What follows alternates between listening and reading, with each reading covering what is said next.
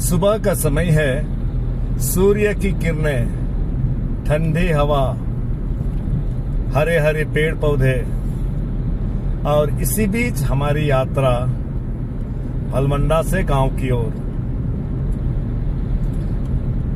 अभी हमारी यात्रा मांझा टोली से टुडुरमा तक की है।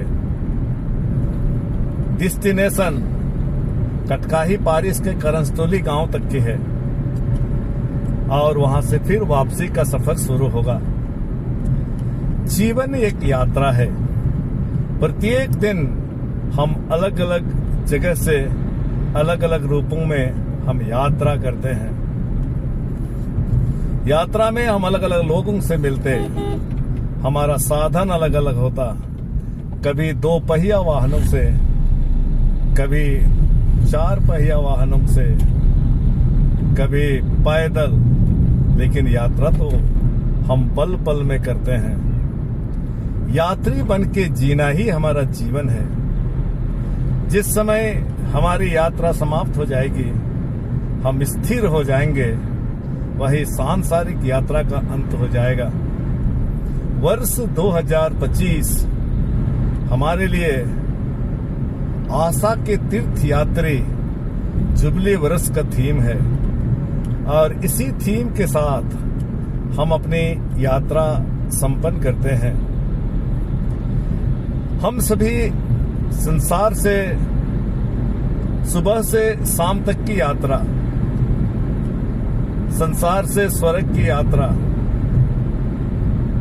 गांव से शहर की यात्रा, शहर से गांव की यात्रा, स्कूल से स्कूल कार्यालय तक की यात्रा, और इसी तरह से यात्रा अलग अलग लोगों के साथ मिलना जुलना और उनके साथ सुख दुख बांटना और सांसारिक जीवन को अच्छी तरह से जीने का प्रयत्न करना।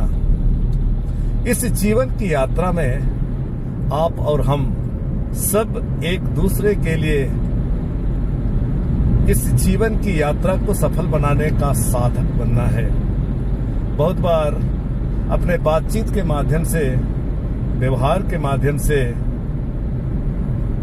अपने विचारों के माध्यम से, अपने मदद के माध्यम से हम दूसरों को यात्रा में मदद करते हैं, उनको साथ देते हैं।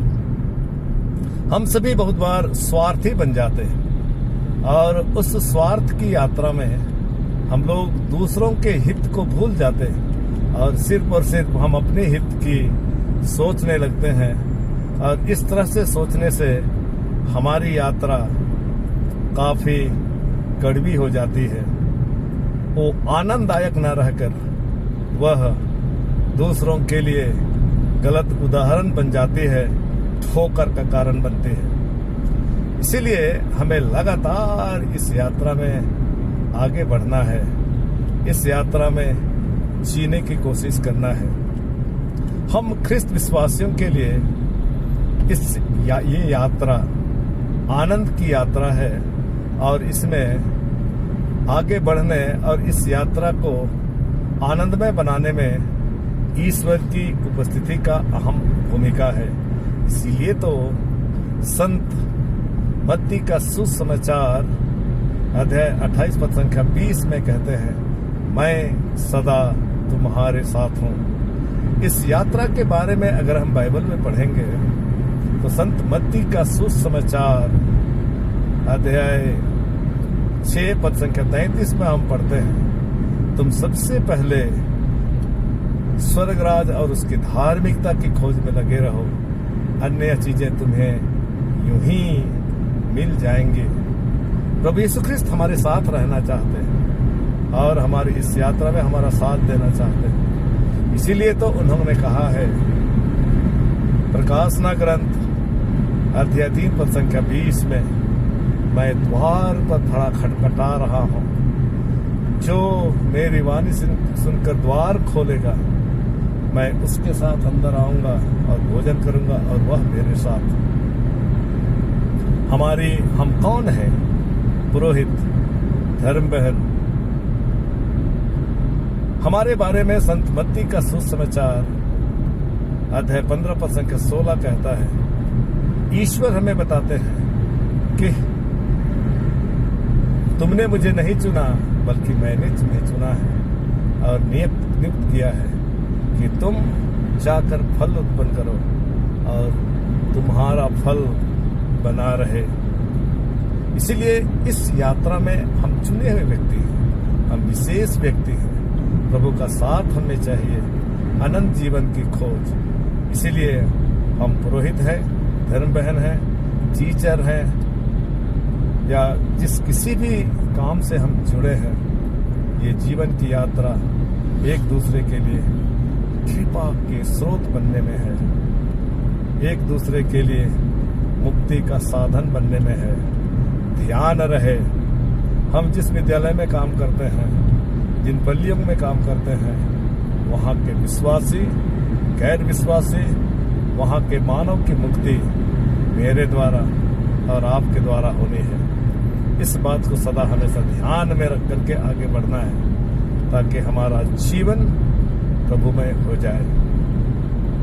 हमें इस यात्रा में मदद करने के लिए पवित्र आत्मा ईश्वर, जिससे यीशु ख्रिस्त ने प्रतिज्ञावश में प्रदान किए हैं, जब ऊपर की शक्ति से तुम संपन्न हो जाओगे तो वह तुम्हें सब कुछ समझा देगा।